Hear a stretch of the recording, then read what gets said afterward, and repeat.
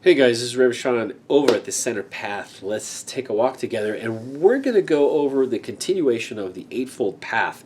This has become a big one. I'm trying to keep these videos down to about 8 or 10 minutes, and we're going over, remember, the three main sections of the Eightfold Path, which is the section on prajna or wisdom, the second section, which we're finishing up on today, which is called sila or morality and virtue, and then the third section, which we'll do later, which is samadhi and concentration. Now, this all is linked into our cheat sheet class that we're doing, which is the basics of Buddhism. You can find that on the centerpath.org up in the far upper left corner. It'll say downloads, and you can download all this stuff for your own and give yourself make a binder and take some notes and learn about how Buddhism as a philosophy, a spirituality, and a religious practice can make your life better. So let's get started.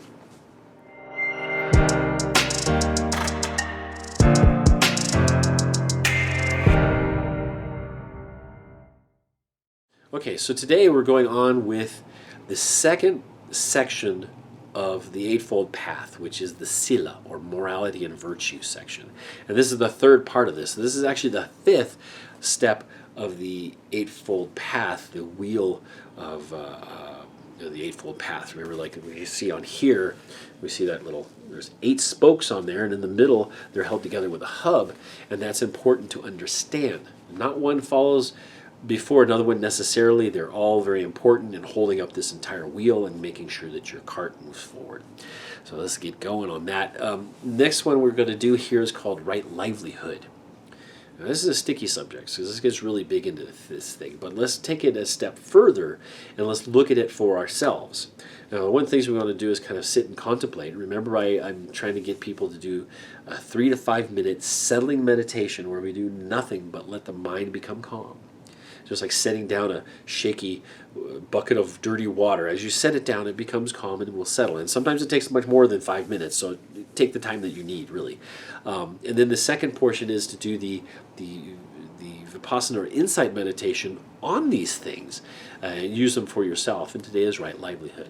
So we're going to look at things like, are we living our calling? Or do we have a calling? What is my calling? And that's an important thing. So if you're working in what we call a cube farm, which is working in a business and you're just tapping things, and that's not your passion, you're not enjoying it, maybe there's something else you need to do. Maybe there's a better way that you can contribute to society. Of course, you definitely contribute to society if you work in one of those environments, because that stuff has to be done. And if you're good at it and you have a good skill and you have some enjoyment in it and you can express yourself in there, then that's the thing for you. Really, it is. Some people can't do that. Some people just they wither on the vine. Are they living their calling? No, they want to be something else. You should always do what you enjoy. And I've always said, if I don't enjoy it, I'll stop doing it, and that's a very, very true statement for me. I'll find a way to enjoy it if I will. Avoid professions that cause harm. Okay,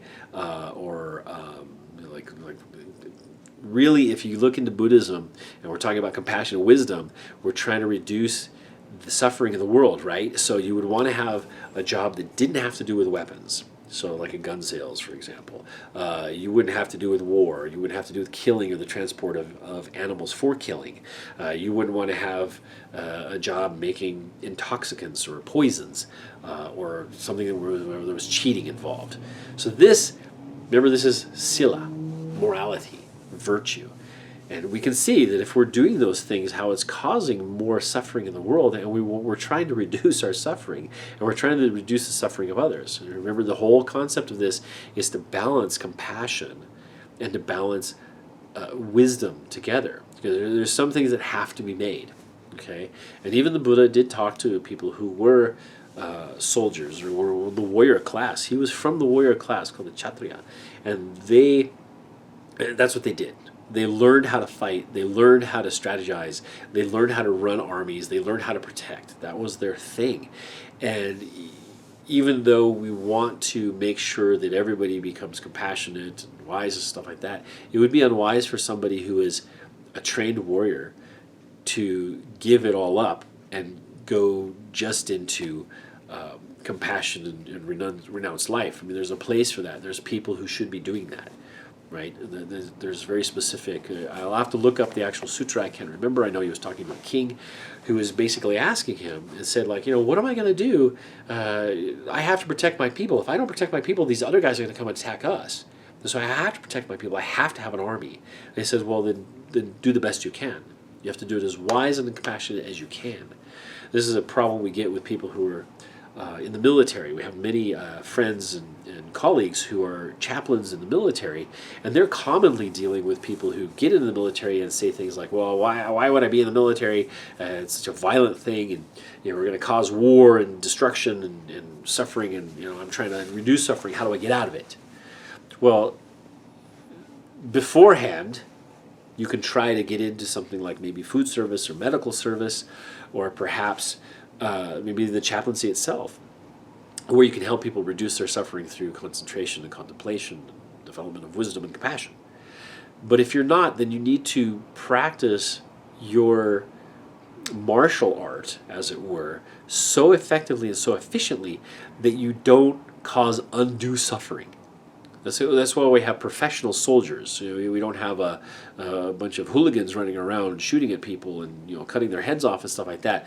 We try to develop as our professional army, our standing armies, for them to be professional. So as to achieve an objective, and that's the strategy and the tactics is very important, and it is perfectly okay. Now, if you start getting into different parts of Buddhism, we start seeing that it shows up even more, especially in Zen Buddhism and some forms of Buddhism we see in Japan. Because you will see, for example, the Hagakure and the Book of Five Rings. These were all very Buddhist-related things. The Book of Five Rings with Miyamoto Musashi. He was a samurai. He used two swords, and he developed an entire concept of fighting, and he became very good at it, and very wise, and very compassionate at it. And his thing was, make sure end the fight quickly. You don't want to just injure them, end it. That was kind of one of his kind of things. The Hagakure is a little bit different. There is some Buddhist influence in it, and it has to do with letting go a lot and seeing things as they are. But these are things that you can adapt with Buddhism and for your own Buddhist practice, if you want to use those. The Book of Five Rings, the Hagakure, and maybe even Sun Tzu's The Art of War. I mean, even though that was kind of like, there wasn't as much Buddhist influence in there, but there was, that kind of same idea, the Taoist idea, which we do apply to Buddhism commonly.